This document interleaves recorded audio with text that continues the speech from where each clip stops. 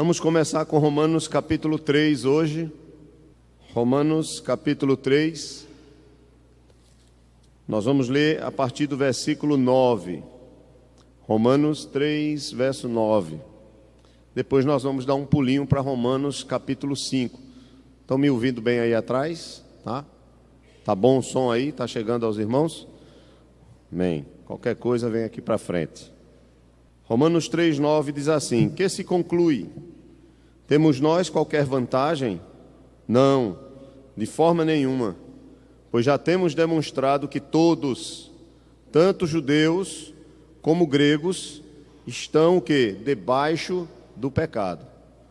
Paulo tem narrado, deu uma paradinha aí, mas desde o capítulo 1 de Romanos, capítulo 2, Paulo tem mostrado que tanto os gentios, os povos que não são judeus, estão debaixo do pecado por causa das suas práticas, como também os próprios judeus estão debaixo do pecado por causa das suas práticas. E aí Paulo agora no capítulo 3 vai chegar a uma conclusão. Qual é a conclusão dele? Que os judeus, por terem recebido as promessas de Deus, e Deus ter se revelado a eles desde o passado, desde os patriarcas, desde o Antigo Testamento, eles não têm nenhuma vantagem acerca dos gentios quando se refere à questão do pecado. Por quê? Porque assim como os outros povos são pecadores, os judeus também são o quê? Pecadores. Estão debaixo da condenação, estão debaixo da ira de Deus. Então essa é a conclusão lógica que Paulo quer chegar desde o começo da discussão no capítulo 1 de Romanos. Continue comigo. Versículo 10. Versículo 10, o apóstolo Paulo, ele vai começar agora a citação de um salmo, que é o Salmo 14. E aí ele diz o seguinte, diz assim: como está escrito, não há justo nenhum sequer, não há quem entenda, não há quem busque a Deus, todos se extraviaram, a uma se fizeram inúteis, se há quem faça o bem, não há quem faça o bem, não há nenhum sequer. E aí isso é visto na prática. Paulo vai mostrar, continuando aqui citando outro salmo, ele vai mostrar que isso se vê na prática, que todos nós somos pecadores. Ele não está apenas dizendo, olha, os homens são pecadores, todos os homens são pecadores, não há nenhum justo. Aí ele diz, querem ver? Vamos para a prática. E aí ele começa com a boca. Observe verso 13. A garganta deles é sepulcro, aberto, com a língua urdem engano, veneno de víbora está nos seus lábios. A boca eles a têm cheia de maldição e de amargura. Mas veja, não é somente a boca, mas são as ações. Verso 15. São os seus pés velozes para derramar sangue. Nos seus caminhos há destruição e miséria. Desconhecem o caminho da paz. Não há temor de Deus diante dos seus olhos. Paulo faz uma descrição que tanto os gentios quanto os judeus são pecadores. São escravos do pecado. Vivem no pecado. E nós podemos enxergar literalmente isso através de suas palavras e de suas ações. Vamos agora para o verso 19. Ora, sabemos que tudo que a lei diz, aos que vivem na lei, o diz para que se cale toda a boca e todo mundo seja o quê? Culpável diante de Deus. Quando a lei é revelada, é isso que Paulo está dizendo. Quando a santa lei de Deus é revelada, essa santa lei revelada, quando é colocada diante de nós e nós não conseguimos cumpri-la, qual é a nossa condição diante de Deus? Culpados. Se eu tenho uma lei para cumprir e não a cumpro, eu sou culpado. E como nenhum homem é capaz de cumprir a santa lei de Deus, nenhum homem é capaz de cumprir a lei moral de Deus, então todos nós também somos considerados culpados quando Deus revela a sua vontade e a sua lei para nós. Querem um exemplo? Amarás a Deus acima de todas as coisas. com toda a tua força, com toda a tua alma, de todo o entendimento. Quem aqui consegue isso? Qual é o homem que consegue amar a Deus dessa forma? Só teve um, Jesus Cristo. Nem outro. Só Jesus Cristo conseguiu amar a Deus assim. E amar ao próximo como a ti mesmo. Quem aqui consegue amar todas as pessoas que estão ao seu redor, ou que você tem essa proximidade, tem essa condição de estar com elas e amá-las como você ama a si mesmo? Às vezes a gente não ama a esposa, ou a esposa o marido como a si mesmo, que está ali do lado todo dia. Imagine aquele que pisa no seu calo e que incomoda você. A vontade é de pegar no pescoço, não é verdade? Mas por aí dá para você entender que quando a lei de Deus é revelada a nós, aí é que a coisa piora. Se nós já somos pecadores nas palavras, nas práticas, no pensamento, nas intenções, quando Deus revela a sua vontade santa, a sua santidade, quais suas exigências para nós, para vivermos numa relação de comunhão com Ele, aí é que nós vemos que a situação fica difícil. Todos são culpados diante dele. Vá para o verso 20. Olha só, visto que ninguém, Romanos 3, verso 20. Visto que ninguém será justificado diante dele por obras da lei, em razão de que pela lei vem o pleno conhecimento do pecado. Claro, quando Deus me dá a lei, eu conheço o pecado, eu conheço que o que eu faço contrário a essa lei é pecado, e sou pecador por não conseguir cumpri-lo. Verso 21. Mas agora, sem lei, se manifestou a justiça de Deus, testemunhada pela lei e pelos profetas, justiça de Deus mediante a fé em Jesus Cristo, para todos e sobre todos os que creem. Porque não há distinção, pois todos pecaram e carecem do quê?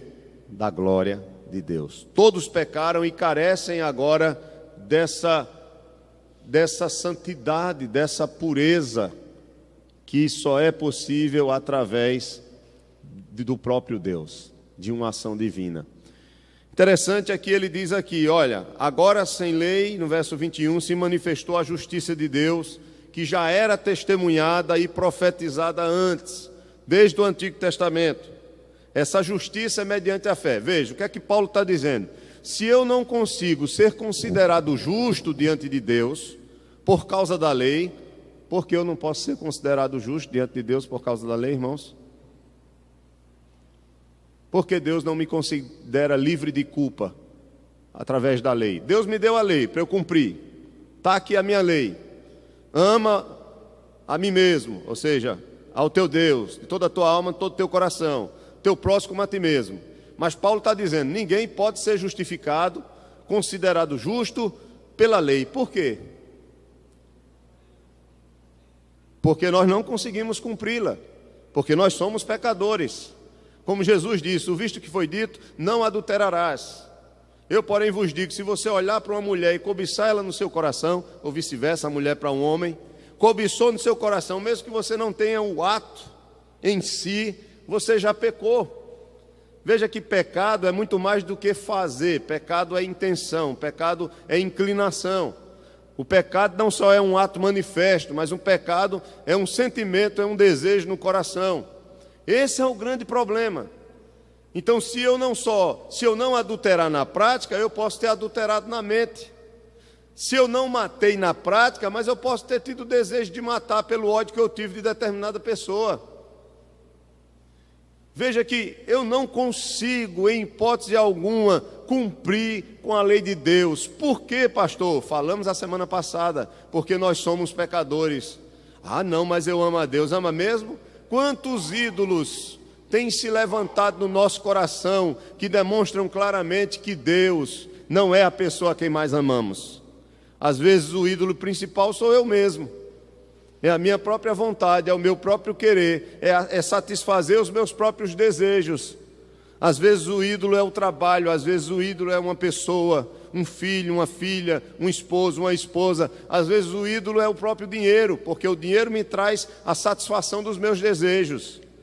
Será que Deus realmente é o Deus a quem eu amo, acima de todas as coisas, com todo o meu coração, com todo o meu entendimento? Então eu estou sempre quebrando a lei. E aí Paulo diz, olha, é impossível que você seja justificado mediante as obras da lei. Se nós pudéssemos ser justificados, considerados livres de culpa dos nossos pecados, pela obediência à lei, Jesus Cristo não tinha vindo morrer por nós. Bastava cumprir a lei. Está aí a lei, cumpra a lei e seja salvo. A questão é que nós não conseguimos, nós quebramos a lei todos os dias. Nós quebramos a lei todos os dias. Todos os dias nós pecamos, todos os dias nós somos considerados culpados diante de Deus. E aí é onde está, é isso que Paulo vai dizer. E agora? Estamos fritos? Sim, estamos fritos. Se Deus não tivesse nos amado de tal maneira e tivesse enviado o seu Filho para assumir o nosso lugar, pagar pelos nossos pecados, para a gente ser salvo agora, não mais pelas obras, porque é impossível, mas pela fé nele, que cumpriu todas as obras por mim. E não só cumpriu todas as obras por mim, mas também recebeu toda a ira e o juízo de Deus, que é por meus pecados, nele. Estão começando a entender, né, o Evangelho? O Evangelho é isso, tá? Eu falo várias vezes, repito aqui para vocês, não vou cansar de repetir, para que vocês entendam a função, a obra de Cristo por nós. Para que vocês não achem que vocês vão ser salvos pelo que vocês fazem, mas vocês vão ser salvos, eu vou ser salvo pela minha fé no que Cristo fez por mim. Agora, pastor, peraí, é só crer? Eu creio que Jesus morreu por mim na cruz, mas eu vivo na gandaia. Essa sua fé em Jesus não é a fé verdadeira, não é a fé salvífica, é apenas uma fé histórica. Porque quando a Bíblia fala de crer em Jesus Cristo, ele diz confessar com a boca e crer com o coração, em Romanos capítulo 10. A verdadeira fé em Cristo liga você a Ele. E quando nós estamos ligados a Cristo como um só, o poder de Cristo começa a transformar a minha vida. Essa é a diferença. Eu não sou mais a mesma pessoa. Não é uma questão de religião, de que o pastor vai te dar uma folha com todas as regras que você vai cumprir, a roupa que você vai vestir, né? As palavras que você vai dizer, as suas orações, o tamanho da Bíblia que você vai usar. Não é nada disso. Realmente é algo que somente o Espírito Santo pode fazer no nosso coração. Amém? Isso não é de Deus não, viu? Isso vem para atrapalhar a gente, esse som. Por isso que Jesus não tinha nada disso, né? E eram outras coisas que atrapalhavam ele, né? Mas amém. Agora pergunte de onde vem esse barulho. Quem é que sabe? Estava tão bom, mas vamos lá. Então, o que eu quero que vocês entendam é que quando eu creio em Cristo, ou a verdadeira fé, ela já é uma obra de Deus em meu coração. E essa verdadeira fé, que é a obra da salvação em mim, começa a transformar. Olha, André, tá vendo? Descobri que você vinha mexer, aí pararam agora. Você sai de perto, começa. Mas descobriram que a obra de Deus em nossos corações é uma obra completa. A salvação, irmãos, como eu digo a vocês, não envolve fé em Deus apenas. A salvação envolve fé, envolve regeneração, envolve conversão, envolve santificação. Eu disse a semana passada, eu não posso dizer que sou um salvo, que tenho um encontro com Cristo, que creio em Cristo, mas a minha vida permanece a mesma. Eu continuo vivendo no mundo como as pessoas do mundo são. Eu continuo amando o pecado e vivendo no pecado como as pessoas do mundo vivem. Tenha certeza que se você vive assim, você nunca creu em Cristo como deve crer para a salvação. Tenha certeza que se você continua no mundo praticando os mesmos pecados, eu não estou dizendo que nós não vamos ter pecados, que nós não vamos ser tentados, que nós não vamos ter dificuldades, porque a nossa vida é uma guerra. Ser crente é uma guerra, é uma pessoa magoando a gente querendo pegar no pescoço dela, mas ao mesmo tempo você orando e pedindo misericórdia a Deus por ter pensado aquilo, mas orar pela pessoa, amar a pessoa, perdoar a pessoa. É quando você pecava antigamente que você não estava nem aí, você agora se arrepende, confessa seu pecado, pede perdão a Deus, pede para Deus mudar seu coração, transformar a sua vida. Somente um coração de um nascido de novo é que é dessa forma. Porque a pessoa, quando não é nascida de novo, ela não está nem aí. Ela não é sensível ao pecado. Ela não se quebranta quando peca contra Deus. Porque o seu amor agora é voltado para o Senhor. Ela ama a Deus, ela quer servir a Deus, ela quer agradar a Deus de todo o seu coração. Aquilo que Jeremias 31 diz: eu retirarei o coração de pedra de vocês e colocarei um coração de carne. As minhas leis não estarão mais em tábuas de pedra, mas estarão nos vossos corações. É o Espírito de Deus que eu vou usar uma palavra, não só introjeta, mas implanta, grava, crava o desejo de Deus, a vontade de Deus na nossa alma, de tal forma que a gente não consegue se livrar mais disso. Irmão Roberto? Boa pergunta. O homem sem Cristo, ele está totalmente depravado, não é isso? O homem sem Cristo, todas as áreas da vida dele estão corrompidas pelo pecado. Seus pensamentos, que eu falei aqui algumas semanas atrás. É possível você pecar em palavras e não pecar em pensamentos? É ou não? Não, eu digo na prática. Você consegue viver uma vida sem pecar em pensamento, um homem? Você consegue viver uma vida sem pecar em palavras? Você consegue viver uma vida sem pecar na prática? Ou seja, não há nenhuma área. E os sentimentos? Você consegue viver uma vida sem sentir, sem desejar alguma coisa que seja contrária à vontade de Deus? Não.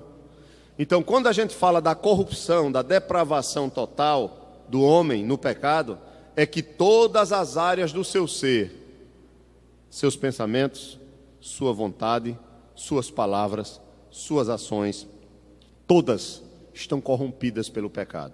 Todas elas. Não há uma sequer. Não há como compartimentar o ser humano e dizer, nessa área eu não peco, só peco nessa.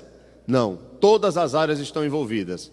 Aí pronto, aí o Senhor Jesus nos alcançou pelo Evangelho. Um exemplo, nos alcançou. Esse camarada que é pecador em todas as áreas, ele foi alcançado pela misericórdia de Deus, ele ouviu a pregação do Evangelho e o Espírito Santo gerou no seu coração vida para que ele pudesse crer. Aí ele crê na obra de Cristo por ele, ou seja, que Deus derramou a sua justiça sobre ele, na pessoa do substituto que é Cristo. Como assim? Deus julgou o pecado dele no outro. Estão entendendo, né? Deus julgou o pecado desse pecador em alguém que não é pecador, por uma questão legal, porque esse que não é pecador, que é Jesus Cristo, ele quis voluntariamente assumir o meu pecado, a minha culpa e pagar por ele.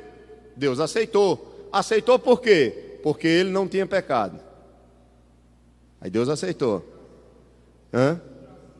Isso, vamos chegar. Aceitou por quê? Porque ele era plenamente santo. Não tinha pecado, nem pecou em nada, e foi assim até a sua morte. Então ele teve autoridade legal para assumir o pecado de Ramiro, o pecado de Adriano, o pecado de Eliel, de qualquer pessoa aqui, de Tainara, de Sandoval, de João, de André, de todos vocês. Ele teve essa autoridade, porque ele não pecou, porque se ele pecasse, aí sim, aí acabava tudo. E aí ele não ia ter autoridade nenhuma para sofrer no meu lugar, nem no seu. Ele, santo, sem pecado, assume a nossa culpa, assume os nossos pecados, morre por nós. Então Deus realiza a justiça contra o meu pecado na pessoa do meu substituto. Isso é um ato legal, federal, forense. Então ele faz isso. Ok, através dessa obra, da fé nessa obra, aí o que é que Deus faz? Como nós temos uma natureza pecaminosa, mas Ele já está nos trazendo de volta, nos restaurando para Ele, e nós ainda somos pecadores, porque ainda carregamos essa natureza pecaminosa. O que é que Ele faz? Ele nos dá agora a habitação, ou a presença de quem? Do Espírito Santo. Para quê? Para começar a trabalhar nessas vidas que já creem, que já foram alcançadas, que já foram justificadas, perdoadas pelos pecados, todos os pecados, que não serão mais condenadas no inferno. Então ele já começa nessa vida a transformar essa nossa natureza corrompida numa natureza santa. Só que enquanto estivermos aqui, isso será uma guerra Porque nós ainda não morremos. E aí vamos ter que morrer, porque a morte é o último inimigo a ser vencido, conforme a Bíblia. E aí esse último inimigo a ser vencido, através da passagem por esse último inimigo, essa natureza corrompida, ela vai cair por terra, juntamente com o corpo que vai descer ao pó, e eu serei plenamente santificado no meu espírito, onde estarei na presença de Deus, e esperarei agora, no dia da ressurreição, um corpo novo igual ao do Senhor Jesus Cristo, um corpo de glória, onde não haverá mais pecado, nem na alma ou no espírito, nem tampouco nesse corpo. E aí os dois se unem, é o que a gente chama da santidade plena. Então esse processo de santificação, que o irmão Roberto perguntou muito bem e colocou, ele começa aqui. E nesse processo de santificação é interessante, apesar de ser Deus quem santifica, sou eu que coopero com Ele. Aí é onde está o problema nos crentes. Porque há crentes que são mais santos e há crentes que são menos santos? Porque os crentes que são mais santos são aqueles crentes que cooperam mais com esse processo de santidade. Quais são os meios, se fala tanto de ferramentas hoje, ou de trabalho, ou para malhar, né, instrumentos para você ficar forte. Quais são os instrumentos que Deus colocou em nossas mãos para a gente poder cooperar com a sua obra em nós, com o seu Espírito que nos santifica, para que sejamos cada vez mais santos? Quais são os instrumentos? São os meios de graça, né? Os meios de graça. Quais são? O que foi que Ele nos deu para a gente crescer? Deixa eu perguntar, um ímpio que não tem o Espírito Santo e lê a Bíblia, a obra que é feita nele é igual da que é feita num crente nascido de novo que lê a Bíblia? Não. Somente um nascido de novo, que tem o Espírito nele, que começa a ler a Bíblia, é que essa Bíblia vai se tornar poderosa, viva no coração do crente. Quanto mais ele lê, quanto mais ele busca a Deus, conhecereis a verdade, e a verdade... santifica-os na verdade, disse Jesus, a tua palavra é a verdade. Então, eu sou santificado e cresço em santidade pelo conhecimento, a busca das Escrituras. Não é uma busca intelectual não, viu? É uma busca no sentido de desejar a Deus e de querer viver para Ele e colocar em prática a vontade dEle. Intelectualmente você pode ser um gênio, o maior teólogo do mundo. Isso não quer dizer que você é um santificado, é um homem que está crescendo em santidade, não. Qual é o segundo meio mais conhecido que a gente ajuda a Deus a nos santificar? Obrigado, André. A oração. Sabe? Na palavra Deus fala conosco. Na oração nós falamos com quem? Com Deus. Na palavra nós vemos aqui, meu Deus, como é que eu vou viver essa palavra? Quando diz, perdoa o teu inimigo, pratica o bem com aquele que te fez o mal, seja fiel. Que a tua palavra seja sim, sim, o não, não. Como é que eu vou viver essa palavra? Como é que eu vou conseguir nesse mundo tão maligno, que jaz no maligno, que jaz no pecado? Como é que eu vou conseguir viver em santidade? Se as pessoas que estão ao meu redor estão pecando e me levando a pecar. Pela palavra, conhecendo a vontade e orando a Deus para que o Espírito que habita em mim me ajude, me dê graça para eu conseguir viver essa palavra. Embora eu vou falhar aqui e ali, mas a cada dia que passa eu vou crescer, eu subir mais um degrau em maturidade e em santidade. Como é que eu vou aguentar o camarada me dizer um bocado de desaforo e eu não partir para cima dele? Como é que eu vou aguentar isso? Pelo meu conhecimento da vontade de Deus, pela minha vida de oração, pelo Espírito Santo que habita em mim, que vai gerar o seu fruto chamado o quê? Domínio próprio, mansidão. Não é verdade? É isso. Como é que eu cresço mais? Na igreja, em comunhão, irmãos. Como é que eu vou ser um crente forte se eu não venho para a igreja? Se a minha vida é jogo de futebol, é ir para campo de futebol, tá gritando, chamando palavrão, com o mesmo mundo de pessoa ao meu lado, pelo Santa Cruz, pelo Sport, pelo Náutico, pelo Ibis, seja lá quem for, né? Coitado do Ibis, ninguém nem diz nada, todo mundo já sabe qual é a realidade, né? Mas, só para a gente descontrair um pouco, como é que eu vou querer ser um crente se eu vou para todos os lugares, se eu faço tudo, vou para a praia, vou para o sítio, vou não sei para onde, mas eu não desejo, como diz o salmista, eu não desejo estar na casa do Senhor, porque na casa do Senhor vale mais do que 1000 dias fora dela. Não há desejo no meu coração. E sabe por que não há desejo? Porque eu não tenho interesse pelas coisas de Deus. E sabe por que eu não tenho interesse pelas coisas de Deus? Sabe por quê? Porque Deus para mim não é uma prioridade. Eu não tenho interesse pelas coisas, não tenho vontade. Se eu não tenho vontade, isso diz muito. É um termômetro da minha vida espiritual. Se eu não tenho vontade de orar, se eu não tenho vontade de ler a Bíblia, se eu não tenho vontade de estar em comunhão, sendo exortado, é porque isso já diz muito de como está o meu coração. E nós precisamos ser sinceros, irmãos. Como está o nosso coração? E aí, pastor, o que é que eu devo fazer se não há vontade? Chorar. Ir para os pés do Senhor e pedir a Deus misericórdia, porque senão você vai estar perdido. Pode ser que você não tenha nascido de novo, pode ser que você não seja um crente, só um religioso. E se você morrer nessa condição, você estará perdido para todo sempre. Pior ainda, o julgamento vai ser maior porque você conhece. É clamar ao Senhor e dizer: Senhor, muda meu coração. Mas também fazer a sua parte. Que aquele que quer vir após mim, negue-se a si mesmo. Tome a sua cruz e siga-me. Deus, pela sua misericórdia, os que são dele, quando se afastam, quando esfriam, quando vão para longe, quando volta para o mundo, porque às vezes a gente está no mundo dentro da igreja, né? A gente está dentro da igreja para dar uma satisfação, os irmãos, tal, manter ali aquela aparência, mas na vida em si a gente já é do mundo mesmo, não tem nenhuma diferença não. Então não faz diferença.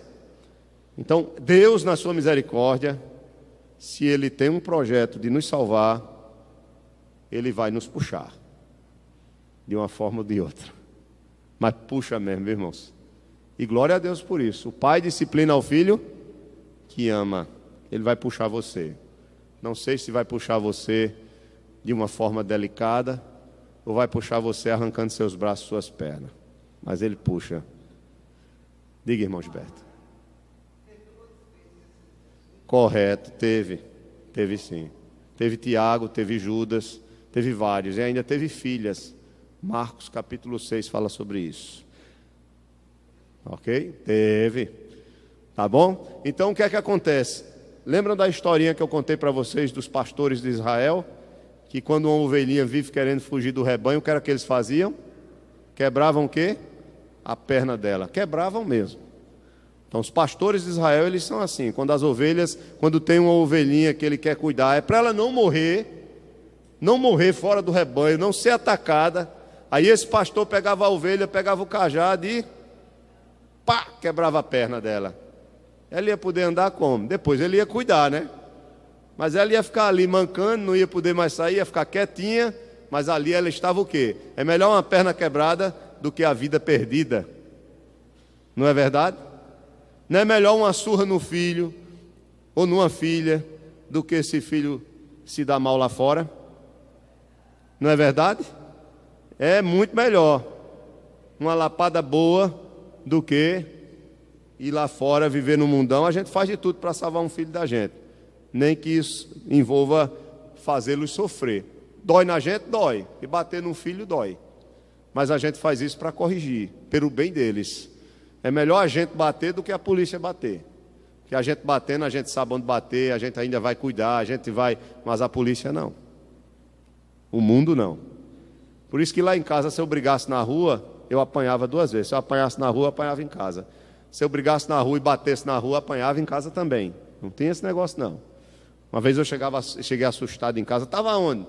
Eu tinha dado uma pedrada no menino, que eu era moleque travesso. Então eu tinha dado uma pedrada no menino e tinha furado a cabeça dele. O menino é maior do que eu, e eu sabia que eu ia apanhar. Então eu fiquei de longe segurando a... Não venha não. Ele veio, eu com a pedra na mão. Quando ele veio, eu cheguei com a pedra. Dei e corri. Não era besta, né? Digo, vou dar e correr, porque quando bater na cabeça dele, aí é que ele vai ter raiva mesmo, aí é que ele vai me pegar para valer. E aí eu dei, furou a cabeça do menino, eu corri, vou dizer a sua mãe, eu digo, meu Deus, dancei, vai dizer a minha mãe. E o menino chega lá em casa com a cabeça cheia de sangue, dizer a minha mãe que tinha sido eu que tinha feito. Eita, eu ia apanhar demais, é melhor que eu tivesse apanhado no menino lá, porque a situação era muito difícil. Aí graças a Deus no meio do caminho ele desistiu, depois se tornou meu amigo. Mas eu sempre com o pé atrás, né? Eu digo, vai que ele quer ser meu amigo para depois me dar uma pisa, né? Mas é assim, irmãos. É melhor você cuidar do seu filho, de quem você ama, e Deus faz isso conosco. Então, o que o irmão Roberto perguntou, e a santificação, pastor? A santificação, ela só é possível se houver a salvação. Se não houver um novo nascimento, lembram que Jesus disse a Nicodemos, é necessário que nasças do alto. Se não houver um novo nascimento, nós não vamos ser santificados. Se não houver um novo nascimento, você vai ser um religioso. Você vai aprender a botar um paletó e uma gravata. As irmãs vão aprender a botar uma saia comprida. Mas o coração não vai mudar. Você deixa até de fazer algumas coisas para agradar o pastor ou a igreja. Mas fora da presença dessas pessoas, você vai viver da mesma forma. Porque a sua natureza permanece a mesma. Agora, com um nascido de novo, não. Ele pode estar onde ele estiver. Se o Espírito Santo habita no seu coração, ele vai ter o temor de Deus. Ele faz ser tentado. Ele pode até pecar aqui e ali. Ele pode ter falhas. Mas quando ele peca, o que é que acontece? Ele se alegra? Ele se entristece. E ele busca do Senhor graça para não cair mais no mesmo pecado. Ele chora, ele sofre, ele não quer fazer aquilo. E ele não quer fazer aquilo porque ele ama a Deus, ele ama os irmãos, ele não quer servir de escândalo para os irmãos. Eu não quero escandalizar o meu irmão, eu não quero que meu irmão caia por causa de mim. Não quero que meu irmão pense, ou que é uma pessoa do mundo, olhe para o Evangelho e o Evangelho venha a ser envergonhado por causa de mim. Ele não quer isso. Tem falhas, é lógico, nós temos falhas. E cada um de nós estamos no nível de santidade de acordo com a nossa cooperação com a santificação. Amém, irmãos? Não sei por que a gente está falando disso, né? Mas a gente ia falar sobre a transmissão do pecado. Mas foi muito bom. Apenas para vocês entenderem. Somos pecadores. O que é que nós lemos aqui? Nós somos pecadores. Não tem para onde correr. Nascemos no pecado. Por quê? Porque Adão pecou. Porque esse nosso pecado, essa nossa natureza, tem uma relação com a prática de Adão. Vamos lá, vamos para a nossa leitura. Não sei se eu consegui, Roberto, responder, mas o caminho é esse, tá? Veja aí os 2 primeiros parágrafos. A semana passada, aí você diz, pastor, eu não participei dos estudos passados. Está lá no site da igreja. Além de estar no site da igreja, a gente está gravando e vai colocando aos poucos. A gravação ela não segue, ela ainda precisa ser atualizada. Ela não está, porque é muita coisa para baixar, é muito trabalhoso. Tem pregação, tem Gálatas, então a gente está tentando aí colocar tudo em ordem. Mas você vai pegar muita coisa. Então veja, primeiro parágrafo. A semana passada tratamos do caráter essencial do primeiro pecado. E aprendemos que o pecado tem relação com Deus e com a sua vontade. Que tem um caráter absoluto, que envolve culpa e corrupção, que tem sua sede no coração e que não consiste apenas de atos manifestos. O que é que a gente quis dizer? Que pecado só é pecado quando ele tem relação com quem? Com Deus, porque Deus é santo.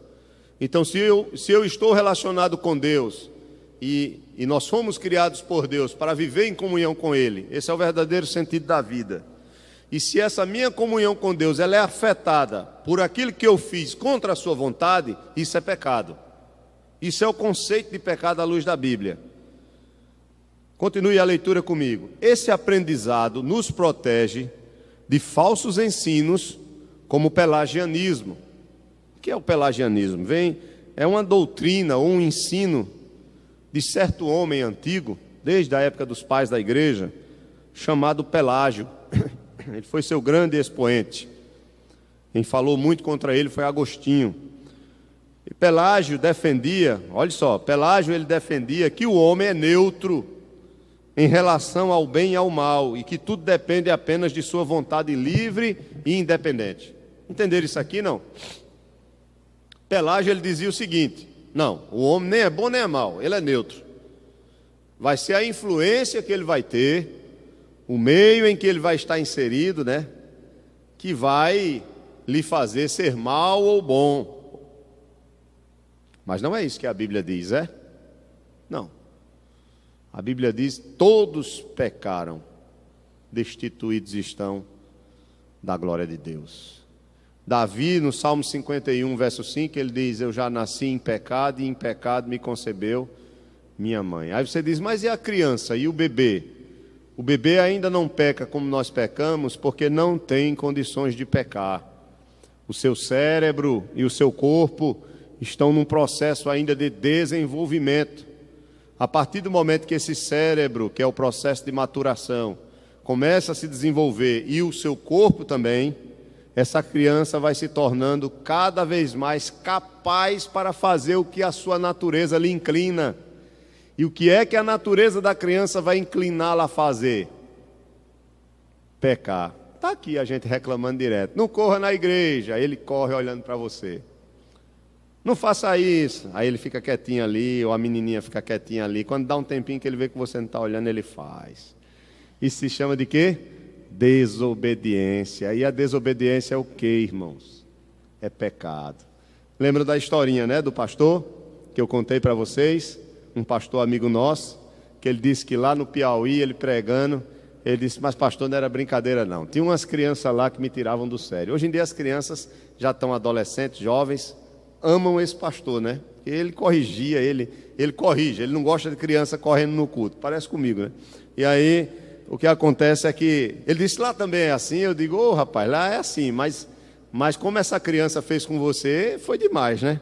Porque ele disse que, como a igreja era pequenininha, bem, não era grande como a nossa assim, então, tinha algumas crianças, quando ele começava a pregar, não tinha um trabalho com crianças, né? Como era um trabalho novo, mais difícil, pouca gente. Aí ele disse que as crianças começavam a vir, ficava passando de um lado para outro na frente do púlpito, e ele querendo pregar, né? E ele disse, meu Deus, o que é que eu faço? O que é que eu faço para... Falava com os pais depois davam aquela melhoradazinha, mas depois relaxa de novo. E aí ele aperreado, ele já sei. Eu vou colocar uma injeção no bolso. Ele pegou uma injeção, sem agulha, né? Sem agulha no bolso, porque ele sabe que menino tem medo de injeção.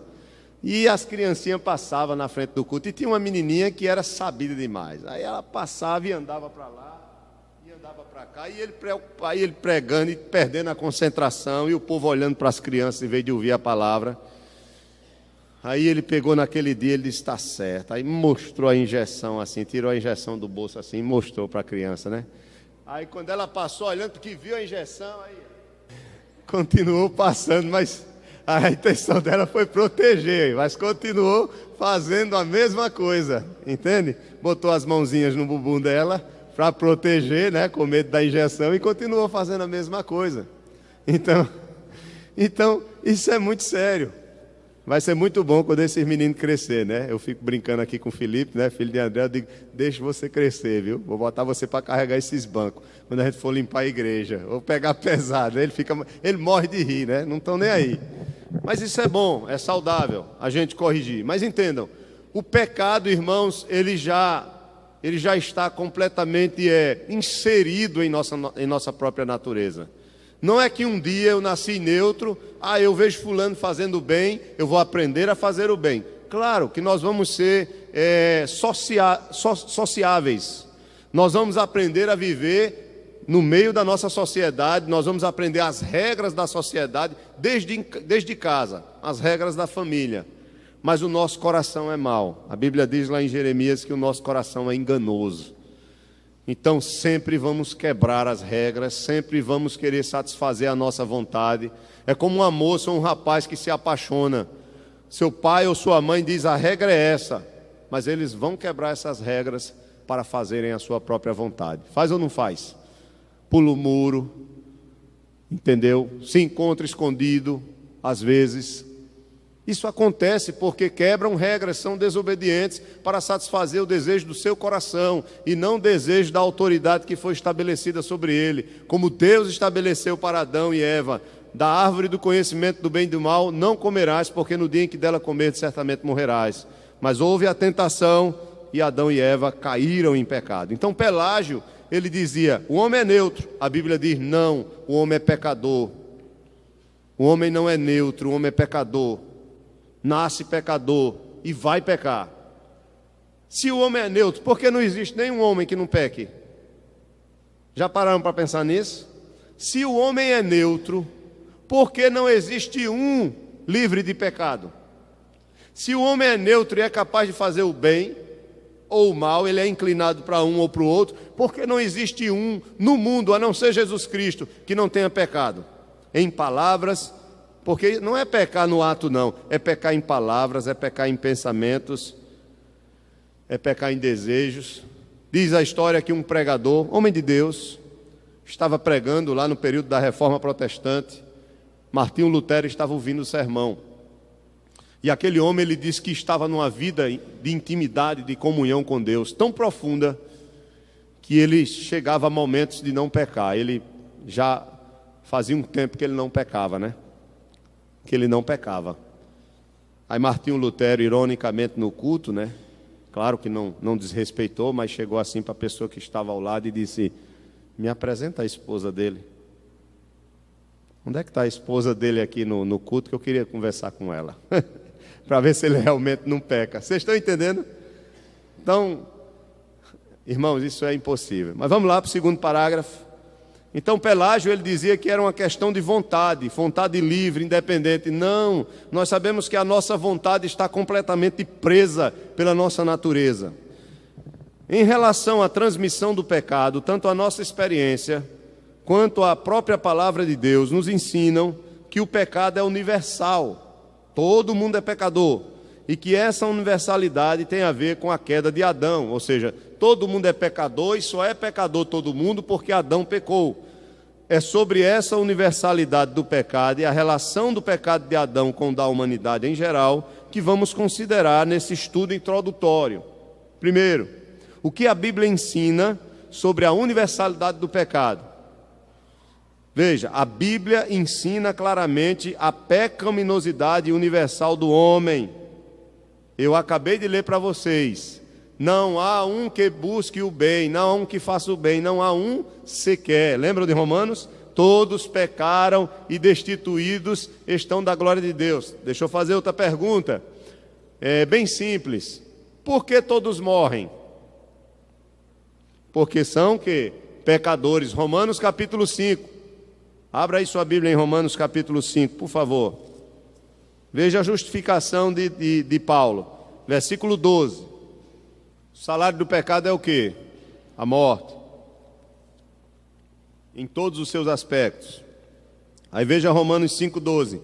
Portanto, assim como por um só homem, que foi Adão, entrou o pecado no mundo, e pelo pecado o quê? A morte. Então, assim por um só homem entrou o pecado, e por causa do pecado entrou o quê? A morte. Veja o que ele diz: assim também a morte passou a todos os homens, porque todos pecaram. Porque até o regime da lei havia pecado no mundo, mas o pecado não é levado em conta quanto não a lei. Entretanto, reinou a morte, desde Adão até Moisés, mesmo sobre aqueles que não pecaram, a semelhança da... mesmo sobre aqueles que não pecaram, que não cometeram o mesmo pecado, a semelhança da transgressão de Adão, o qual prefigurava aquele que havia de vir. Algumas verdades Paulo nos diz aqui. Primeiro, que o pecado entrou no mundo por causa do primeiro casal. E por causa desse primeiro pecado entrou também o quê? A morte. E ele vai dizer, veja bem, a morte, o pecado não é uma quebra da lei, não é? Mas ele vai dizer que a lei moral de Deus, ela foi revelada claramente para o homem a partir de Moisés. Mas ele diz também que antes dessa lei, a morte já existia, porque todos aqueles que existiram antes da lei também morreram, mesmo não tendo pecado semelhantemente com o mesmo pecado que Adão cometeu. É aí onde nós vamos entender o porquê eu sou pecador e morro, se foi Adão e Eva que pecaram lá no Éden. É sobre essa relação que eu preciso entender, para poder entender o fato de todos já nascerem em pecado, serem pecadores, estarem debaixo de culpa e serem também corrompidos por esse mesmo pecado.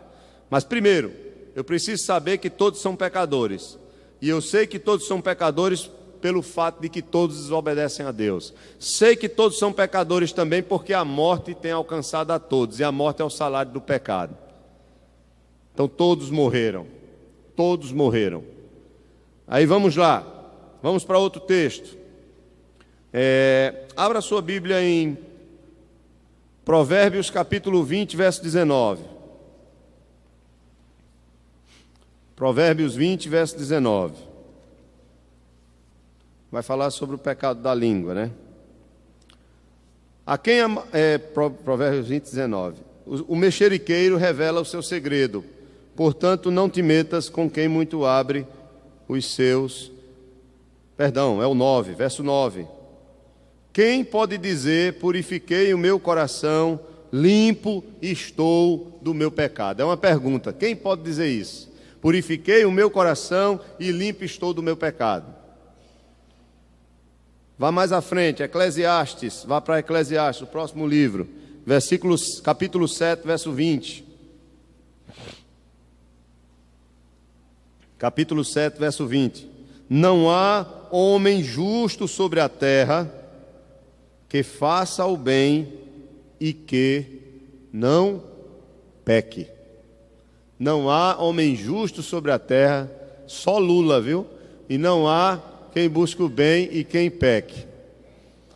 Lula, ele disse que não há alma mais justa do que a dele. Mas não vamos entrar nisso não, que isso vai dar tanto problema, né? Mas é para acordar vocês, né? Tá bom? Mas ele não tem culpa nenhuma não, viu? Estão dizendo, né? Pois é. Mas é isso aí que a gente está dizendo. Tem alguém que não peque? Todos são pecadores. Todos são pecadores.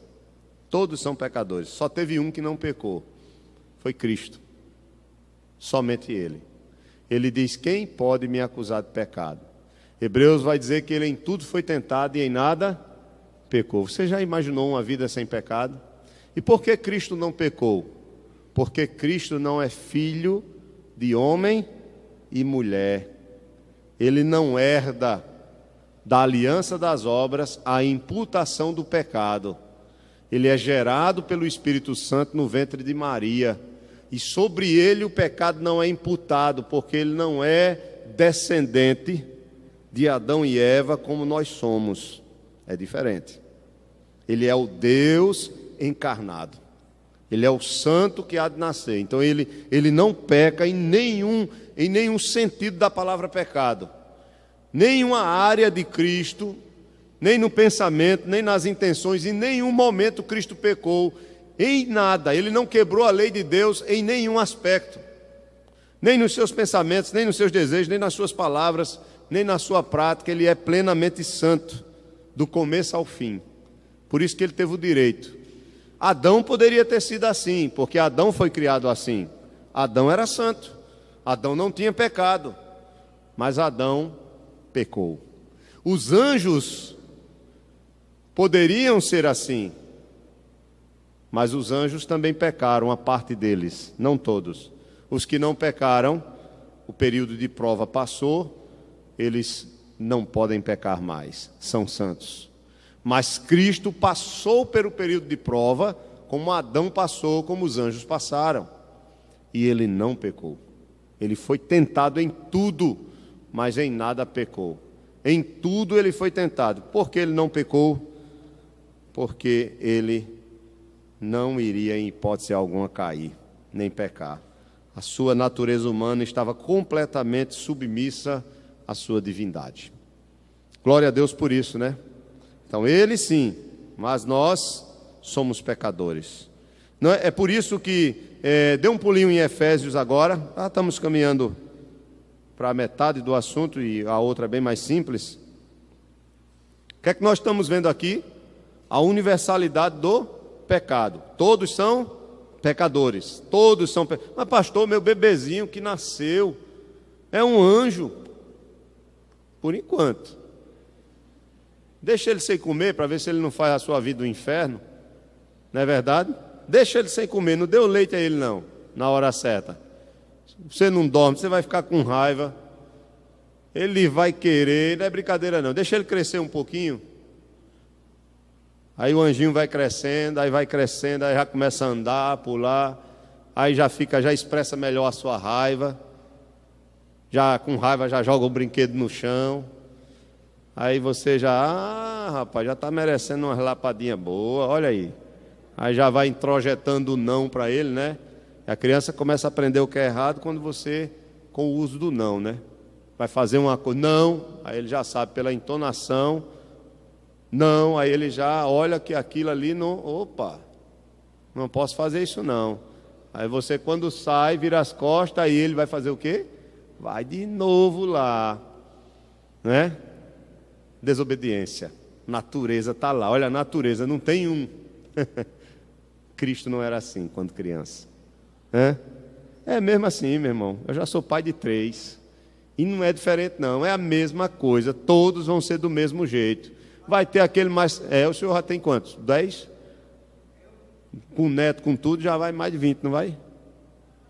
Vamos abrir Efésios, enquanto ele está contando aqui. 3, amém. Graças a Deus. Amém. Efésios capítulo 2. Sim, seu Gilberto, pode falar. Estou ouvindo. Amém. Graças a Deus. Seu Gilberto é uma bênção. Está aqui conosco, graças a Deus. Eu sei disso. Glória a Deus. Isso é bênção de Deus. O que ele está falando aqui, né? O que Deus fez na vida dele, né? Ele teve um AVC e praticamente foi dado como morto. E teve um infarto, não foi? Foi o quê? Voltou. Glória a Deus, que bom, né? Amém. Efésios capítulo 2, versículo 1. Veja aí o que é que diz. Efésios 2, do 1 ao 3. Ele vos deu vida, estando vós mortos nos vossos delitos e pecados, nos quais andaste outrora, segundo o curso deste mundo, segundo o príncipe da potestade do ar, do espírito que agora atua nos filhos da desobediência. Veja, espírito que agora atua nos filhos da desobediência, entre os quais também todos nós andamos outrora, segundo as inclinações da nossa carne, fazendo a vontade da carne, dos pensamentos, e éramos por natureza, veja, por natureza, faz parte da nossa essência, filhos da ira, como também os demais. Então, antes do Evangelho, da graça de Deus, do amor de Deus em Cristo nos alcançar, nós somos filhos da desobediência e, por natureza, somos filhos da ira, estamos debaixo de culpa, por causa do nosso estado de pecado, por sermos pecadores. Veja aí o segundo parágrafo do ponto 1. Diz aí, olha, também de acordo, do ponto 1 da nossa lição, da primeira página, onde tem o símbolo da igreja. Também de acordo com a Escritura, a morte sobrevém mesmo aos que nunca exerceram a escolha pessoal inconsciente. Como Romanos 5:12 ao 14 que eu li, que a morte ela reinava desde Adão até Moisés, mesmo sem ter ainda uma lei, onde eles podiam decidir obedecer a lei ou não, a morte já reinava, todos morreram. Então ele está dizendo aqui, olha, esta passagem implica que o pecado existe no caso de crianças, antes de possuírem discernimento moral, desde que sucede que as crianças morrem também, e portanto o efeito do pecado está presente na situação delas. É simplesmente natural supor que a causa também está presente. Essa parte é difícil, né? Mas é uma realidade, porque as crianças também morrem. Finalmente, a Escritura ensina também que todos os homens se acham sob condenação, como nós lemos aqui, filhos da ira, e portanto necessitam da redenção que há em Cristo Jesus. Nunca se declara que as crianças constituem exceção a essa regra. As crianças vão ser salvas sem Cristo? Não. Vão ser salvas por serem crianças? Não. A salvação delas tem que estar ligada a quem? A obra de quem? De Cristo. E aí é onde alguns acreditam que quando Cristo morreu na cruz, Ele morreu pelos pecados daquelas crianças que morrerão como crianças.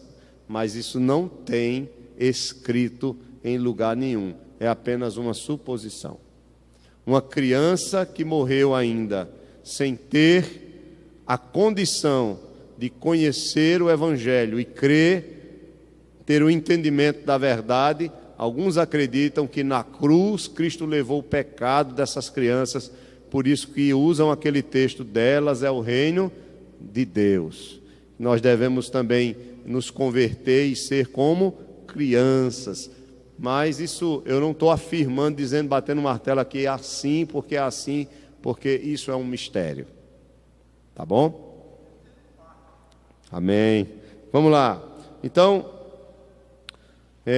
conforme as passagens recém-citadas, e também João 3:3 e 5, que diz que o homem precisa nascer de novo para ver o reino de Deus, dizem que não contradizem isto as passagens que atribuem certa justiça ao homem, pois esta pode ser justiça civil, cerimonial ou pactual, a justiça da lei ou a justiça que há em Jesus Cristo. Vamos dar um pulinho aí para o próximo ponto. A relação do pecado de Adão com o da raça humana, para a gente encerrar. A relação do pecado de Adão com o da raça humana. A doutrina da aliança das obras, lembram que eu falei para vocês sobre a aliança das obras? A aliança das obras foi aquela aliança que Deus fez com quem? Com Adão e Eva, lembram? Que ele entrou em aliança com eles. Pelo fato de Deus ser Deus e o homem ser a sua criatura, esse homem ele já está debaixo da autoridade de Deus. Naturalmente, ele já está debaixo da sua soberania, do seu poder, do seu governo. Mas Deus, ele entra em aliança com esse homem para poder abençoá-lo com todas as bênçãos da comunhão com Deus, pela aliança que é feita para estabelecer essa relação. Veja, nós vamos entender isso aqui. A doutrina da aliança das obras, esta implica que Adão tinha dupla relação com os seus descendentes. A saber, ele era chefe natural da humanidade e chefe representativo de toda a raça humana, na aliança que ele fez com Deus. Lembram que Deus ele veio até Adão e estabeleceu uma aliança com ele? Essa aliança, esse pacto foi estabelecido da seguinte forma: comerás de todas as árvores do jardim, livremente, mas da árvore do conhecimento do bem e do mal, dessa não comerás, porque no dia em que dela comerdes, certamente o quê? Morrerás. Então Deus entrou em aliança com Adão e estabeleceu os termos dessa comunhão, dessa aliança. Você estará sempre comigo e terá vida. Haverá um período de prova, e que se nesse período de prova você for fiel, a vida virá como consequência da sua fidelidade. Se você for desobediente, você enfrentará o juízo sobre essa desobediência, a morte. Entrou em aliança. Infelizmente, o homem, ele caiu, ele desobedeceu.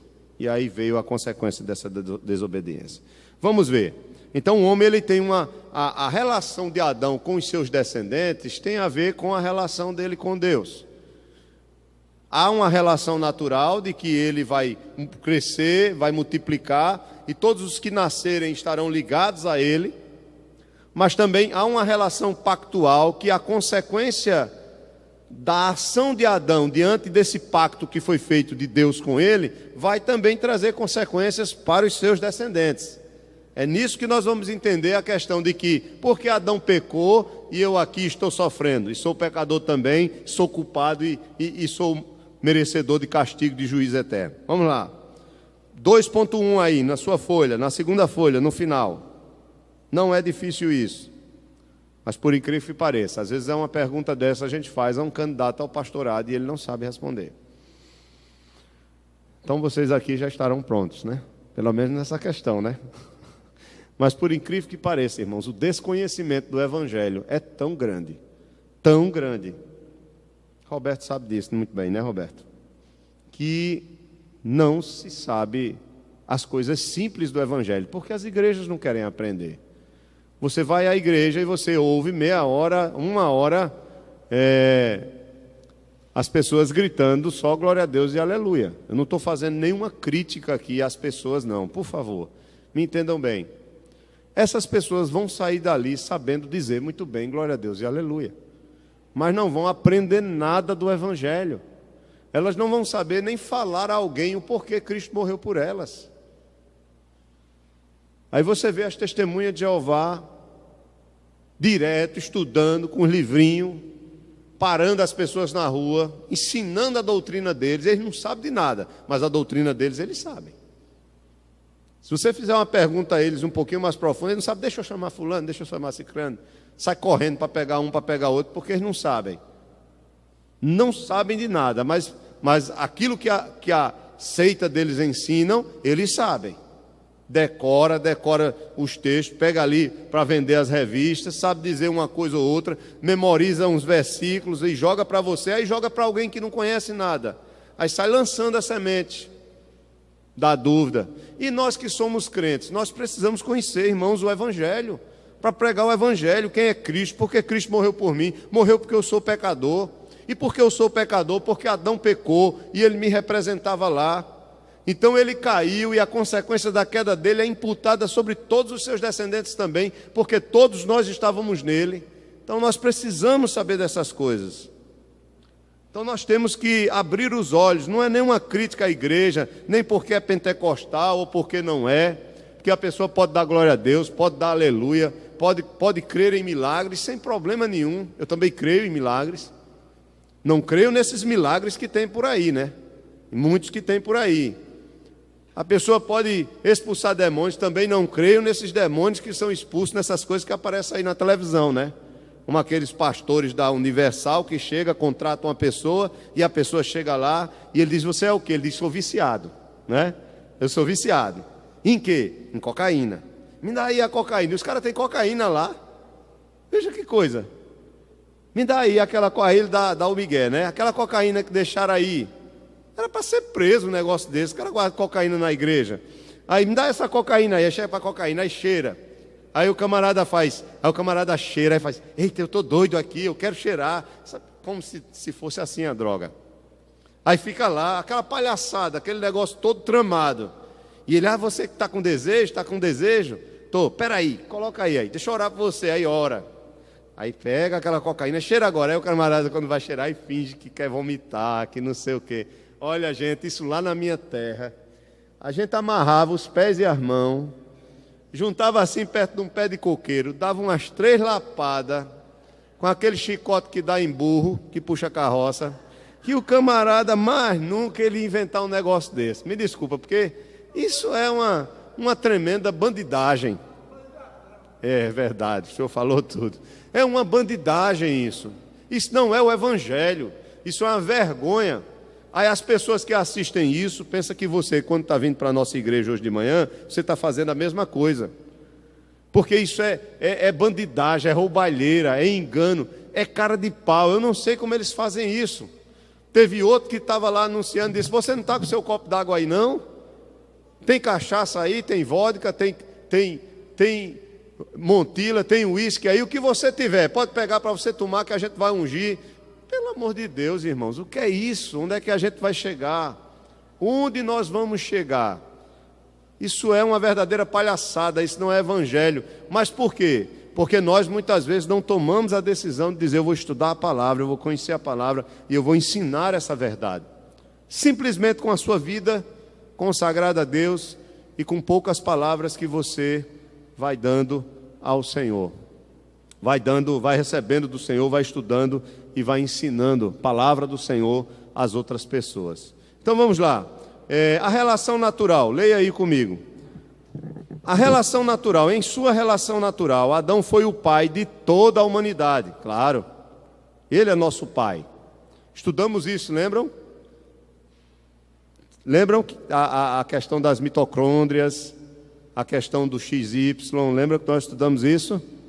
E herdamos de Adão, não tem como ser diferente.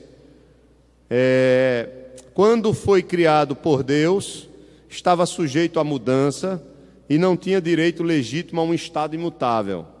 Estava obrigado a obedecer a Deus e esta obediência não lhe dava direito a nenhuma recompensa. Adão foi criado por Deus, Deus disse crescei e multiplicai-vos, colocou ele no jardim para plantar, para cuidar, para zelar, para trabalhar, deu a sua esposa, mas veja, havia alguma recompensa para isso? Não, era uma relação natural. Tudo bem. Por outro lado, se ele pecasse, ou seja, se ele obedecesse a Deus, havia alguma recompensa? Não, isso era uma relação natural. Agora, por outro lado, se ele pecasse, ficaria sujeito à corrupção e ao castigo, mas o pecado seria só dele, se fosse só a relação natural, preste bem atenção. e não poderia ser lançado na conta dos seus descendentes. Não poderiam ser considerados culpados em Adão meramente em virtude da relação natural que havia entre ele e a raça. A representação reformada calvinista habitual é diferente. Por quê? Porque há uma relação pactual, houve um pacto, uma aliança com Adão. A relação natural de Adão com os seus descendentes, ou seja, essa relação pactual de Adão com Deus, tá? E com os seus descendentes, Deus, por sua graça, a relação natural, de Adão com os seus descendentes, Deus, por sua graça, acrescentou uma relação pactual composta de vários elementos positivos. Vamos ver. Primeiro, um elemento de representação. Deus ordenou que nessa aliança Adão não estaria só por si próprio, mas como representante de todos os seus descendentes. Consequentemente, ele foi o chefe da raça, não somente num sentido paterno, mas também num sentido federal, num sentido legal. Vocês estão entendendo isso ou não? A relação não só é natural. Se a relação de Adão conosco fosse apenas natural, só Adão que tinha se dado mal. Estão entendendo, né? Só ele tinha se dado mal, porque ele teria pecado e a consequência viria sobre ele e acabou. Os outros que viessem era uma nova história. Mas não foi assim. Não foi assim por quê? Porque a relação de Adão era pactual. E como era pactual, envolvia não somente ele, mas toda a sua descendência que estava nele. Assim como é a relação de Jesus conosco. Dá para vocês entenderem? Quem foi que morreu na cruz e pagou por nós? Cristo. E por que nós somos salvos? Porque em termos legais, Ele está nos representando e Deus está aceitando. E Deus só aceita a representação legal de Jesus porque Adão era o nosso representante legal. Se eu pequei com Adão lá no Éden, porque ele me representava, eu também morri com Cristo na cruz, porque Cristo me representava. Está claro isso para vocês? Então, assim como o pecado de Adão foi imputado, foi colocado sobre os seus descendentes, e eles se tornaram pecadores e são pecadores, são culpados, são corrompidos, assim também a justiça de Cristo, ele morre, é imputada sobre todos aqueles que nele crê. Está difícil para vocês entenderem isso não, né? Por isso que Jesus é chamado de o segundo Adão, o último Adão. Porque enquanto por causa de um veio o pecado sobre todos, o pecado de todos sobre ele trouxe salvação para todos aqueles que estão ligados a ele. Eu só preciso crer na obra dele. Quando eu creio, eu me faço um com ele. Eu me ligo a ele. Legalmente. Juridicamente. Posso usar esse termo? Juridicamente, né? Juridicamente. Vamos lá. O elemento da prova. 2.22. Aí, olha. Enquanto que sem essa aliança, Adão e os seus descendentes estariam num continuado estado de prova, em constante risco de pecar, a aliança garantiu que se a perseverança persistisse por um período fixo de tempo, que nós não sabemos, seria recompensada com o estabelecimento de um homem, ou do homem, num permanente estado de santidade e bem-aventurança.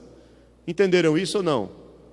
Que a prova da árvore do conhecimento do bem e do mal tinha um tempo. Não é que Adão ia ficar a vida toda, seus descendentes a vida toda, tendo que evitar aquela árvore do conhecimento do bem e do mal para poder viver. Não. A aliança que Deus fez com Adão, o fato de ter aquela árvore do conhecimento do bem e do mal, envolvia um período, uma prova. Se Adão permanecesse fiel,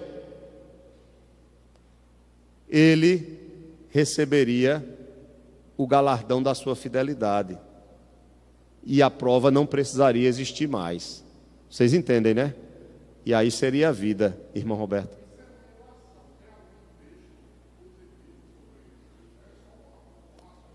Muito boa a sua pergunta. Não tem um texto claro que nos aponte para isso. O que a gente pode ver é a questão da expulsão dele do jardim. Seria assim, por que ele foi expulso do jardim? Ele já tinha pecado, porque a ideia dele ficar naquele jardim, durante um período, nesse estado de prova, seria para saber não de Deus conhecer, mas para ele poder obedecer ou desobedecer. Se ele fosse obediente, evidentemente a árvore da vida que representa ali a comunhão, ele teria acesso a ela e acabou-se. Agora, como ele desobedeceu, ele foi o quê? Expulso, simbolizando o quê? A quebra da comunhão e a consequência da queda, a morte. Mas um texto claro não tem, Roberto. Isso, é assim mesmo. Nós sabemos que ele foi provado. Nós sabemos que ele legalmente nos representava por Romanos 12, né? 5,12. Por causa de um, entrou o pecado no mundo, e esse pecado passou a todos os homens, porque todos pecaram. Veja, Paulo diz, todos pecaram. Como é que todos pecaram nele? Porque ele representava legalmente. Por quê? Porque Deus entrou em aliança com ele. Porque houve um pacto. E esse pacto envolvia toda a descendência, né? Não envolve somente um homem ali naquele momento, mas toda a descendência dele. Agora a questão é, essa prova dele de não comer do conhecimento do bem e do mal, ela seria para toda a vida, para a eternidade? Porque aí toda a eternidade iria depender de quem? Do homem, e não de Deus. Mas não é, essa prova é por um período em que Deus concederia, pelo fato da aliança, a bênção da vida pela obediência, como ele concede a bênção da vida pela obediência de Cristo, né? Para aqueles que estão ligados a Cristo. Mas é só olhando o contexto amplo das Escrituras que a gente tem isso por base. Mas tem alguns que têm reservas. Diga, irmão Ramsés. Isso, e pelos textos do Novo Testamento. Pelas palavras de Paulo. Isso, pelas palavras de Paulo. Pelo mesmo desenvolvimento da salvação, né? Pelo complemento, o texto de Apocalipse. Para encerrar, vamos lá, 2.3. Um elemento de recompensa ou punição. Sei que eu já passei do tempo, mas para a gente encerrar hoje. Segundo os termos da aliança, obteria legítimos direitos à vida eterna, se ele fosse obediente. Concordam? Se cumprisse as condições da aliança. E não somente ele, mas também todos os seus descendentes participariam dessa bênção. Portanto, em sua operação normal, as disposições pactuais seriam de incalculável benefício para a humanidade, mas havia a possibilidade de que o homem desobedecesse, e nesse caso os resultados seriam correspondentemente desastrosos. A transgressão do mandamento incluso na aliança redundaria em morte. Adão escolheu o curso da desobediência, corrompeu-se pelo pecado, tornou-se culpado aos olhos de Deus e, como tal, sujeito à sentença de morte. E porque ele era o representante federal, legal da raça, sua desobediência afetou todos os seus descendentes. Em seu reto juízo, Deus imputa, ele lança sobre a culpa do primeiro pecado cometido pelo chefe da aliança, ele imputa a todos quantos se relacionam legalmente, federalmente com ele. E como resultado nascem também numa condição depravada e pecaminosa. E essa corrupção inerente envolve culpa também. Esta doutrina explica porque somente o primeiro pecado de Adão, e não os seus pecados subsequentes, nem os dos outros antepassados nossos, é nos imputado. E também salvaguarda a impecabilidade de Jesus, pois ele não era uma pessoa humana nesse sentido e, portanto, não fazia parte da aliança das obras. Amém? Deem uma estudada em casa mais uma vez, anotem as dúvidas, que esse assunto é bem difícil, né? Quer perguntar, Rodrigo, alguma coisa? Não, está tudo em ordem? Então veja que o pecado que nós carregamos, ou a culpa do pecado, é o do pecado da transgressão em comer a árvore do conhecimento do bem e do mal. Não são os outros pecados. Por quê? Por causa da aliança, da representação que ele tinha em relação aos seus descendentes. Ele nos representava, ele era o nosso cabeça. E como ele quebrou a aliança, então a quebra da aliança trouxe a consequência sobre os seus descendentes. Assim como a obediência a Deus e o cumprimento da sua lei e o sofrimento da sua justiça por causa dos pecadores traz vida para aqueles que estão com Cristo. Por causa de Adão veio a morte, porque ele nos representava, foi desobediente. Mas por causa da obediência de Cristo veio a vida. Não só por causa da obediência, lembram? Mas também por causa do sofrimento dele. Não esqueçam disso. Eu já falei aqui para vocês, a obediência ativa e a obediência passiva de Cristo. Vocês lembram disso? Qual é a obediência ativa de Cristo? É o fato dele cumprir com toda a lei. Ele não pecou em nada, ele fez tudo que Adão não fez. Qual é a obediência passiva?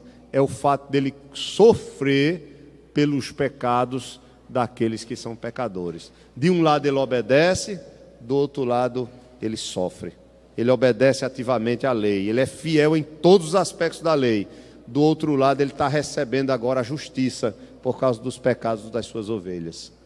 Obediência ativa e obediência passiva. São termos teológicos, mas é só para vocês terem uma compreensão maior da obra de Cristo. Glória a Deus por isso, né? Louvado seja o Senhor. Vamos orar e depois temos o relatório da escola dominical com a irmã Lenice. Obrigado pela paciência, irmãos. Temos um número bom hoje na escola dominical, isso é importante. Vamos orar para que venham mais pessoas. Vocês são muito privilegiados, viu? Estar na escola dominical. Porque isso eu tenho conversado com colegas, com pastores, e quando eu digo que nós temos escola dominical em nossa igreja, eles ficam espantados. Ele disse, ainda existe escola dominical na sua igreja? Eu disse, graças a Deus. Porque em muitos lugares fecha, infelizmente. Na Europa mesmo, só tem um culto no domingo, que é de 11 horas da manhã, na maioria dos países. É um culto só. Na Noruega é um culto só.